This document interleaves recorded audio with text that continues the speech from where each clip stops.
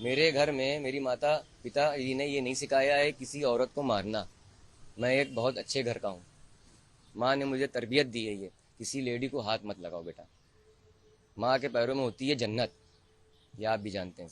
बातचीत करूंगा सादत। पहला सवाल मैं आपसे लूंगा।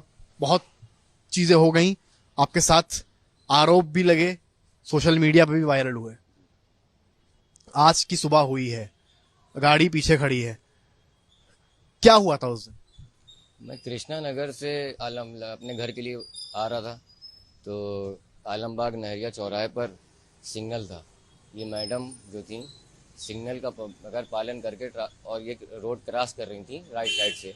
पहले ट्रक से बची, बाइक से बची। जब रेड सिग्नल हो गया ये मेरे पास आ चुकी थी। मैंने गाड़ी स्टॉप कर दी थी जेब्रा क्रॉसिंग के पास।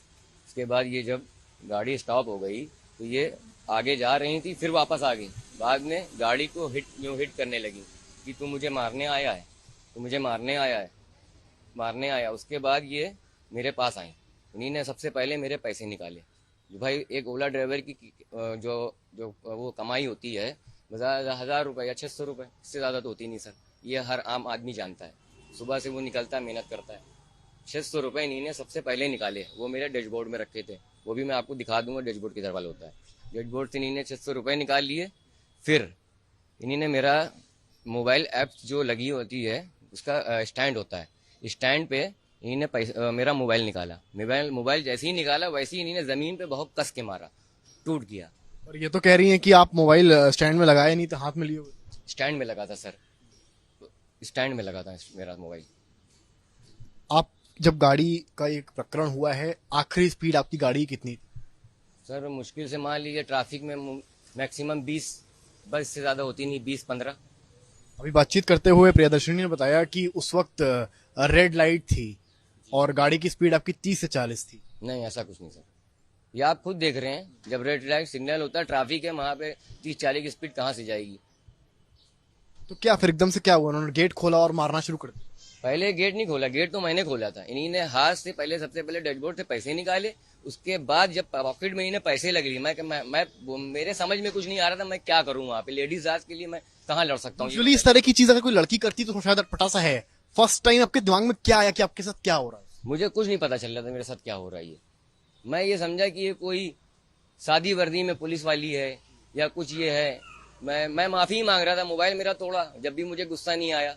2 बार हिट कर मोबाइल को तोड़ा, 3 बार उधर जाके फिर ब्रेकर के पास लड़ाया। जब भी पूरा जब मोबाइल डैमेज हो गया मैं तो बाहर आ गया था। मैं सिर्फ यही बोला था, मैडम मेरी क्या गलती है बताइए। सॉरी बोल रहा हूँ मैं, सॉरी बोल रहा हूँ, सॉरी बोल रहा हूँ। भाई एक तमाचा मार देती, 2 तमाचे मार देती, 3 तमाचे मार देती, मगर लगातार वो मुझे भी नहीं मालूम कितने मारे तमाचे। तकलीफ तो हो रही है, तमाचे जो पड़े हैं 15-20 के ऊपर ही होंगे कम से कम।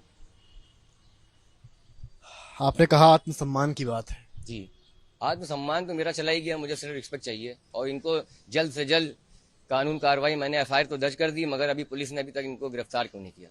मेरी कोई सज़ा नहीं थी, मुझको बंद कर दिया 24 घंटे। ये बाहर क्यों है, मेरा क्वेश्चन है ये सरकार से।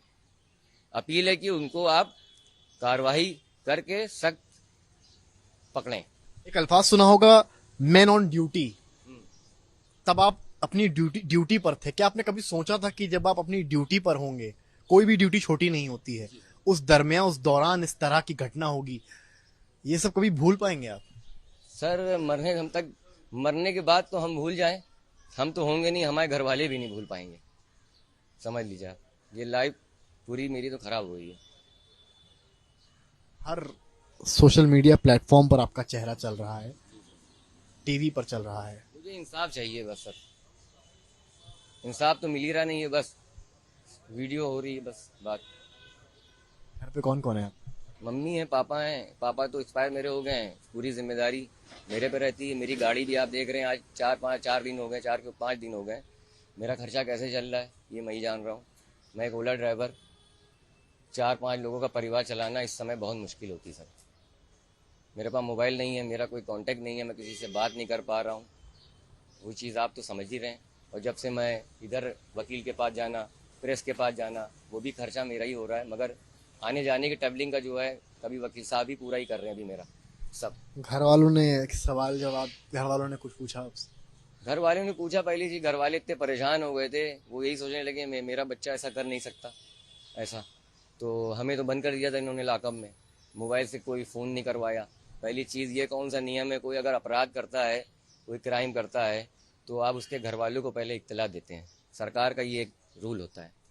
मैं पता पढ़ा लिखा नहीं हूँ, मैं भी ये थोड़ा जानता हूँ, क्योंकि मेरी गाड़ी में बहुत से लोग बैठते हैं, मैं ओला ड्राइवर हूँ। कोई भी अधिकारी बैठ जाता है, पुलिस का होता है, डॉक्टर होता है, तो वो कभी कभी ड्राइवर से बात भी करने लगते हैं, बताते हैं कि मैं ये हूँ। पुलिस ने आपका पक्ष सुना है या ऐसे ही लॉकअप में डाल दिए? कोई पक्ष नहीं सुना मेरा। बस क्योंकि वो लड़की है और उसने बोल दिया तो बात सही हो? बात सही हो गई। भाई पक्ष मेरा क्या सुनेगी, जब फुटेज पूरा दे रहा है, मेरी कोई गलती नहीं है, मुझको क्यों बंद करा?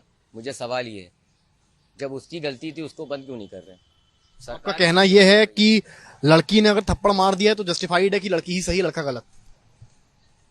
हाँ, लड़का गलत है। की अगर आंखों हम में कहीं छू लेते, अगर बाई चांस मैं अगर हाथ भी रख देता, तो मुझ पे ये कितनी धाराएं लगा देती, मेरी तो जिंदगी खराब हो जाती।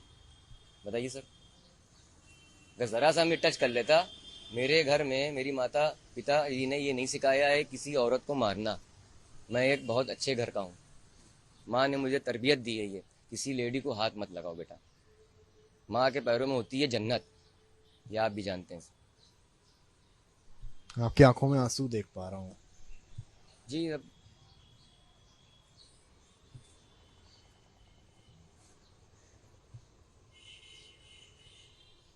इंस्टा यूज करते हैं? फेसबुक की आईडी है मेरी, मगर अब आईडी जब खोल रहे हैं तो क्या आपको अपनी तस्वीरें ज्यादा नजर आती हैं? सर मेरी आईडी कहाँ खुलेगी, मेरा मोबाइल ही बंद है, मुस्लिम से कोई कांटेक्ट हो नहीं पा रहा है, मोबाइल टूटा है गरीब इंसान का, तो मैं कैसे कुछ करूँगा, फ़ोन तो कर नहीं पा रहा हूँ। मेरे भी कोई बहुत से जानने वाले हैं, आ रहे हैं घर, परेशान हो रहे हैं। मैं अगर वकील साहब आते हैं तो भाई फ़ोन करके मुझे भेजता है, कभी ऐसा होता है मैं पहुँच जाता हूँ तो वकील साहब फिर खबरें खबरें अक्सर पढ़ते होंगे, क्या कभी सोचा था कि सादत अली का ओला ड्राइवर खुद खबर बन जाएगा? नहीं सोचा था कभी लाइफ में मैंने ये। सर मुझे इंसाफ चाहिए बस, उस लड़की को सख्त से सख्त कार्रवाई हो, उसको गिरफ्तार किया जाए, और आज गिरफ्तार नहीं किया गया तो मैं जाके सुसाइड कर लूँगा। ये मैं 100% बोल रहा हूँ। आज अगर गिरफ्तार नहीं हुई मैं सुसाइड कर लूँगा जाके, क्योंकि मेरी सेल्फ पे रिस्पेक्ट पे इतना असर पड़ा है, मेरी बहुत दिक्कतें आ रही हैं, मैं घर से बाहर नहीं निकल पा रहा हूँ, लोग तरह तरह के सवाल कर रहे हैं, या आप भी जान रहे हैं, मेरी भी तो कोई इज्जत है सर। देखिए गरीब की सुनवाई कोई नहीं करता है, जो जिनका पावर होता है उन्हीं की सुनाई होती है, ये दुनिया का रूल है। आप हमें इंसाफ दिलाएंगे सर, बताइए।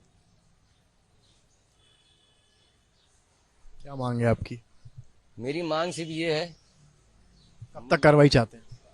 आज इनको अरेस्ट कराइए बस किसी तरह, वरना मैं अपनी जान दे दूंगा।